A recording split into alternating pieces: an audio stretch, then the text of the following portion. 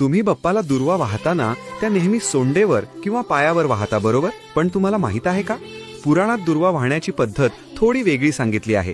यामागे एक थरारक कथा आहे जी ऐकल्यावर तुम्हाला कळेल की बाप्पाला दुर्वा इतक्या प्रिय का आहेत.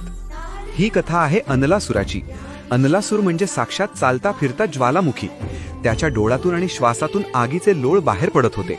त्याने स्वर्गात हाहाकार माजवला होता. जेव्हा कोणालाच त्याला थांबवणं जमलं नाही, तेव्हा गणपतीने एक महाकाय रूप घेतलं आणि त्या राक्षसाला चक्क गिळून टाकलं. राक्षस मेला, पण बाप्पाच्या पोटात आणि पूर्ण शरीरात प्रचंड दाह सुरू झाला. बाप्पाचा जीव कसावीस झाला. देवांनी अंगाला चंदनाचा लेप लावला, आराम मिळाला नाही. चंद्राला डोक्यावर ठेवले, तरीही उष्णता कमी झाली नाही. तेव्हा ऋषीमुनींनी एक साधा उपाय केला. त्यांनी 21 दुर्वांच्या जुड्या बाप्पाच्या मस्तकावर ठेवल्या आणि काय चमत्कार! दुर्वांच्या रसाने बाप्पाची उष्णता क्षणात शांत झाली. तेव्हापासून बाप्पा म्हणाले, मला सोन्या नाण्यांपेक्षा या दुर्वा जास्त प्रिय असतील.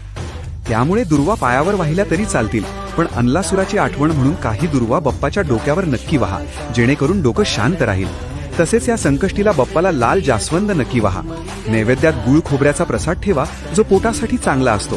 आणि रात्री चंद्रोदयाच्या वेळी चंद्राला अर्घ्य देताना पाण्यात थोडे दूध टाका, त्याने मनाला शांती मिळते.